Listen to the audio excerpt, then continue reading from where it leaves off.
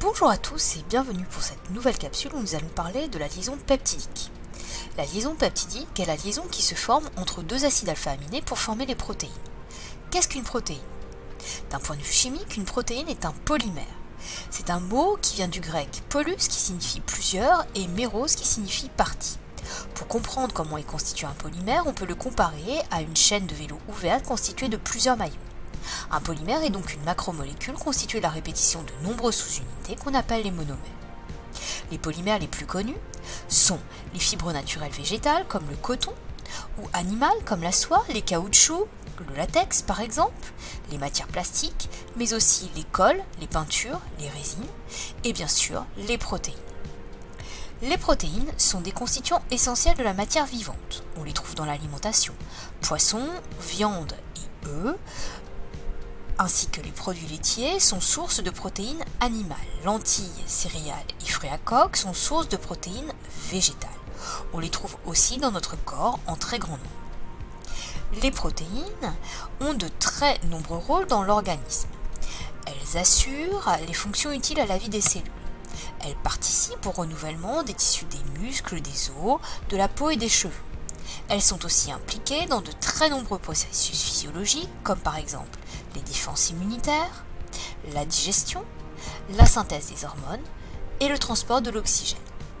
Pour mieux comprendre ce qu'est une protéine, on peut la voir comme un collier de perles fabriqué à partir d'une centaine de perles de couleurs différentes, les acides alpha-aminés que nous avons déjà vus dans une précédente capsule. Pour que la protéine puisse fonctionner, les perles doivent être placées dans un ordre précis. L'ordre et le résidu des acides alpha-aminés expliquent donc la grande différence des rôles des protéines. La liaison peptidique est un amide.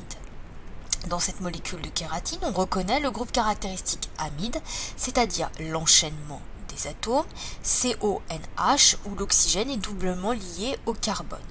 Il s'agit d'un cas particulier de l'amide, puisqu'il c'est un amide monosubstitué, l'azote porte un atome d'hydrogène.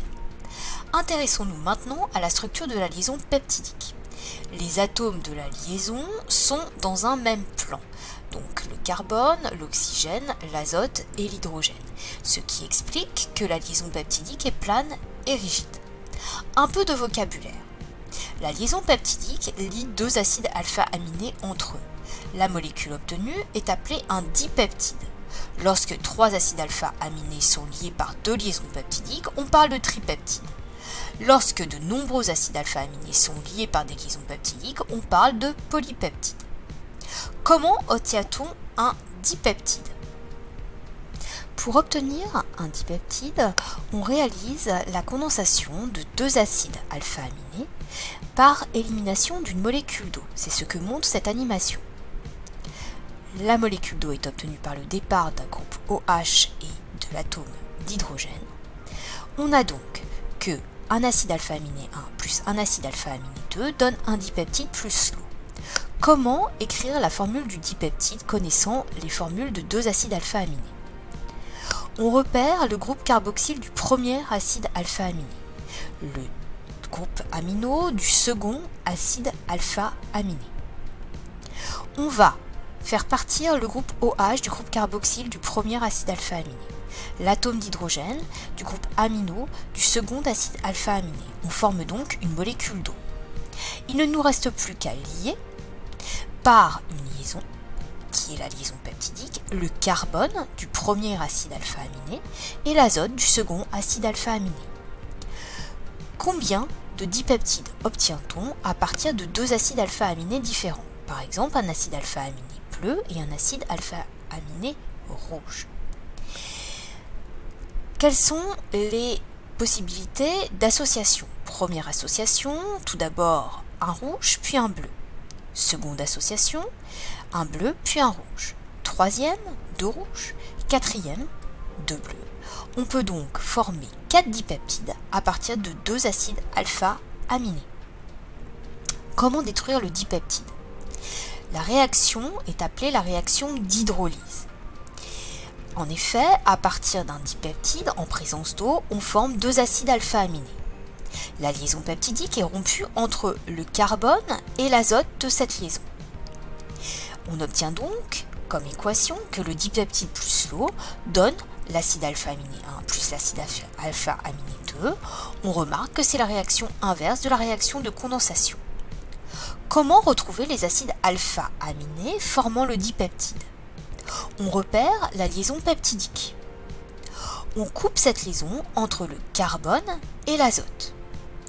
On réécrit les deux parties de la molécule comme si la liaison peptidique n'existait pas. On ajoute le groupe OH au carbone, l'atome d'hydrogène à l'azote, et on a donc les deux acides alpha-aminés à l'origine du dipeptide. Que devez-vous retenir de cette capsule? Que la liaison peptidique est un cas particulier de groupe fonctionnel amide, qui lie deux acides alpha-aminés entre eux. La liaison peptidique est plane et rigide, l'enchaînement des atomes est CONH. La condensation de deux acides alpha-aminés donne un dipeptide comportant une seule liaison peptidique. La réaction de condensation de deux acides alpha-aminés différents conduit à un mélange de 4 dipeptides ayant des propriétés physiques et biologiques différentes. L'hydrolyse d'un dipeptide conduit à deux acides alpha-aminés en présence d'eau. La liaison peptidique est rompue entre le carbone et l'azote de la liaison. C'est la réaction inverse de la réaction de condensation. À bientôt pour une prochaine capsule.